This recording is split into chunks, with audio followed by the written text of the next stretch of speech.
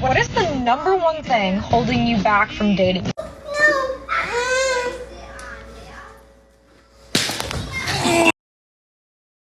What kind of grades did you get in high school, and what do you do for work today? So a lot of people are using this sound to talk about how they had bad grades, but now they're doing well. I want to offer a different perspective, because I worked my ass off for my grades. In high school, I just got A's and B's, which was fine, but I did a ton of extracurriculars and I had great SAT scores. Then in college, it really took off because I was taking STEM classes and I was getting straight A's for the most part.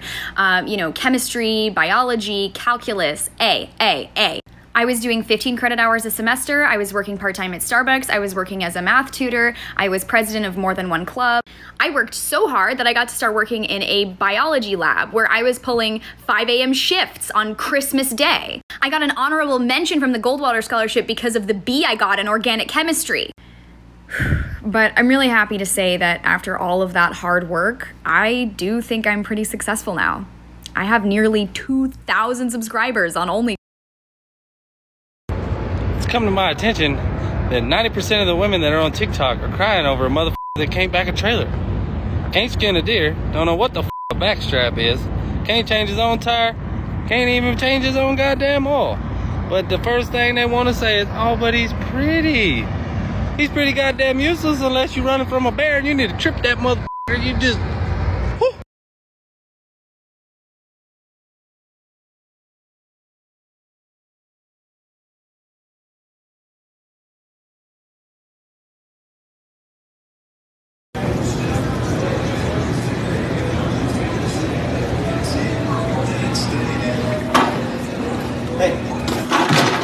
Oh shit, bro.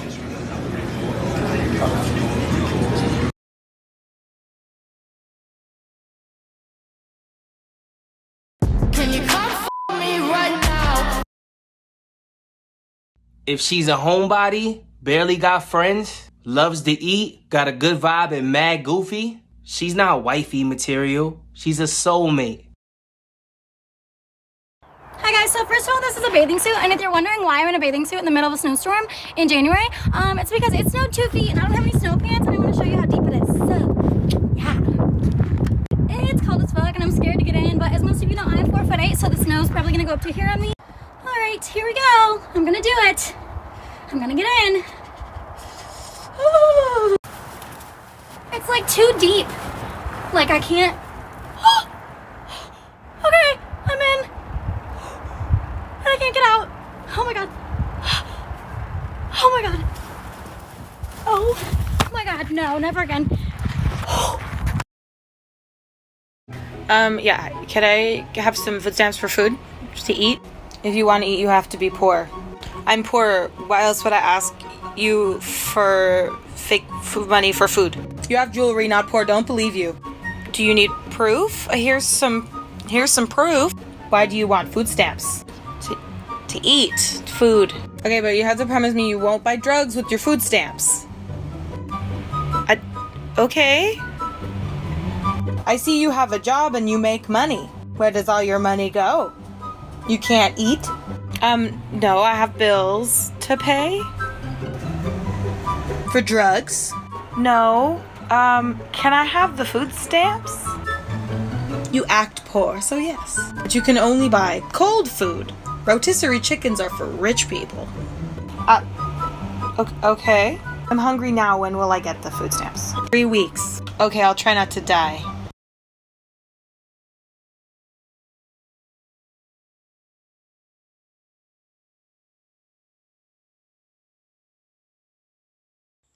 My video yesterday responding to this man about male privilege had some of y'all fired up, and so many women commented so many better examples than the ones that I even used originally, so it's time for a part 2. Did you know that women are 47% more likely to be seriously injured in a car accident because the crash test dummies used in safety testing are male crash test dummies designed to be the average male proportions, and female crash test dummies weren't even utilized until 2015. They're not government mandated, so not every brand uses them, and when they do use them, they're mostly tested in the passenger seat because the misogyny journey continues. And did you know that women are 1.7 times more likely to suffer adverse side effects of medications because the clinical trials used to determine the proper dosage were male-dominated trials? Because let's completely ignore the fact that men and women process drugs differently and have different metabolisms. So yeah, super great. Have you ever heard of the pink tax? It's not actually a tax, but it's a statistically higher cost for female marketed products that are identical to male products. For example, female clothes that are identical to male clothes on average are 10% more expensive, and little girls' toys compared to little boys' toys tend to be 5 to 13% more expensive. And this inflation of cost, on average, is estimated to cost women $1,300 a year for identical products just because they're marketed to women. And now let's talk about how men are praised for doing the bare minimum, like babysitting their kids or helping with chores, as if they're not their kids and their chores that just need to be taken care of. And when men reach high-powered positions, are you ever accused of sleeping your way there because you couldn't have possibly gotten there on skill, merit, or qualifications? Of course not. Or the fact that girls mature faster than boys, but when we're younger, girls are just told, oh, you just have to be patient. They mature slower than you. Instead of telling little boys, oh, women actually mature quicker than you, so you should be looking up to them as role models and leaders and see how they handle situations. No, you're never told that. Or what about how when little boys like little girls, they're mean to them, and little girls are just told, oh, they're mean to you and they like you. And then we're confused why so many women love toxic men as if it's not something you're taught to do? Yeah, how about instead we teach little boys that's not how you treat women. If you like them, you're not mean to them. Show them respect and affection. It's almost like we can combat this, you know? But these are just examples to show you how the world is designed to cater to men. So again, there's your male privilege. I really like your body.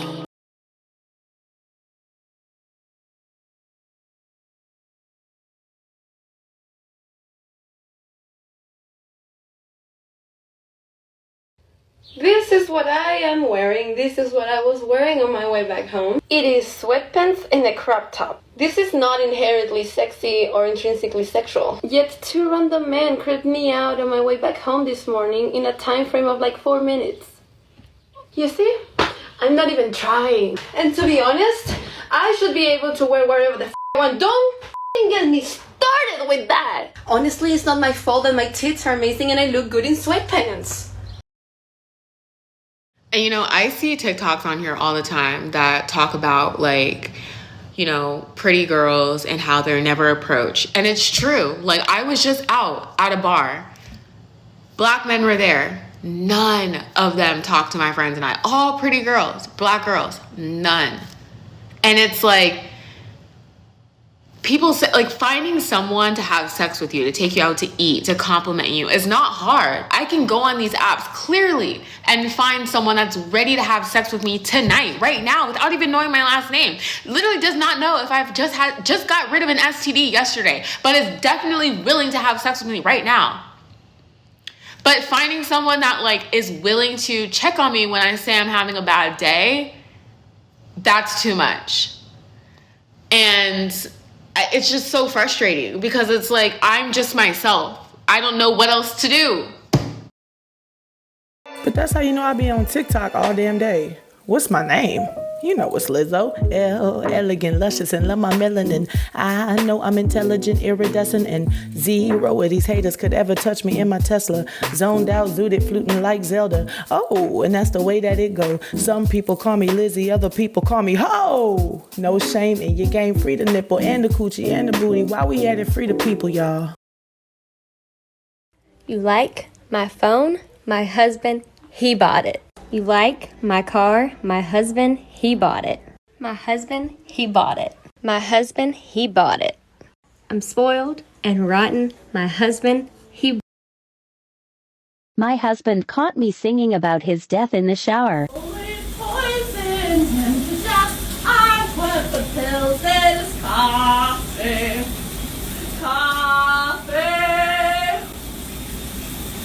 Watch him slowly die. I looked him in the eye and say that I'm not sorry. Sorry. But I would take the house and I would take the puppies, yeah. I would take everything. Oh yeah, I would be so rich. I would become a bitch. I would be so rich. The baby's dying.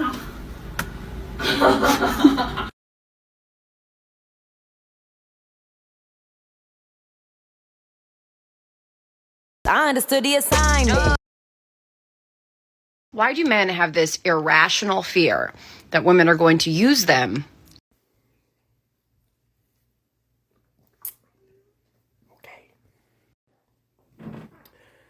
Child support, child support, child support, child support, child support. Each time was lowered because the first time they f***ed up. So now she's trying to go after my visitation and all this, all these folders right here. I mean, pay stubs. I mean, you name it. You name it. A discovery, more things. I got my taxes in here. Look. Inside of here, there's more shit. What I pay on health care, you name it. Everything. Everything. All of it. You're right, it's money we don't have. And you still want us to come up with this imaginary shit. I want to talk to the kids. Parents watch the video and then hand the phone over to the young kids. Hi there. I get asked a lot, are you a boy or a girl? And I love that question. And so I wanted to just tell you, sometimes human beings are more than boy or girl. Sometimes we're something else. Sometimes we're both. Sometimes we kind of float in between, and sometimes we're a boy, sometimes we're a girl. Because human beings are creatures and we're wild and exciting. But I want to ask you a favor. If you see a kid like me or an adult like me, would you be extra nice to them? Would you do me a favor and be very, very kind?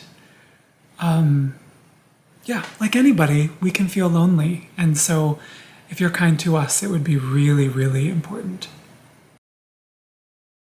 Recently, a Nigerian man went on his wife's Snapchat and found something that he thought was suspicious. Well, he found out that his wife was sleeping around cheating with another man. So he flew back to the U.S. where his wife was at to get a DNA test on their son, who was 4 years old. The DNA test showed that he was not the father, and he had a heart attack and died. Yeah, this really happened. The man had a heart attack and died. There's a name for that condition when that happens to people. It actually does happen to people where they get so hurt over a horrible news that they just die. I know for a fact I had a friend whose son was murdered back in 2004, and when the son's grandmother found out about it, she had a heart attack and died. The same exact time. The same time her grandson got killed, the same night her grandson got killed, she had a heart attack and died when she found out the news. So it is a real condition, y'all. But I'm really more or less on some, if you gotta go through somebody's Instagram and Snapchat and YouTube and Facebook page, and you gotta check all this stuff because you feel suspicious that they're doing something, 9 times out of 10, they're probably doing something to make you feel like that. But why would you put yourself in a relationship like that? Why would you want to be in a relationship where you feel like the person that you're with, whether you have proof or not, is cheating on you? That's like being in a prison. That's like being with somebody that you're just not meant to be with. People need to find their peace in a relationship. If you with somebody that's not making you feel like you can be at peace in a relationship, meaning like you can trust them with your life, they can trust you, you guys can build together, you need to get out of that relationship.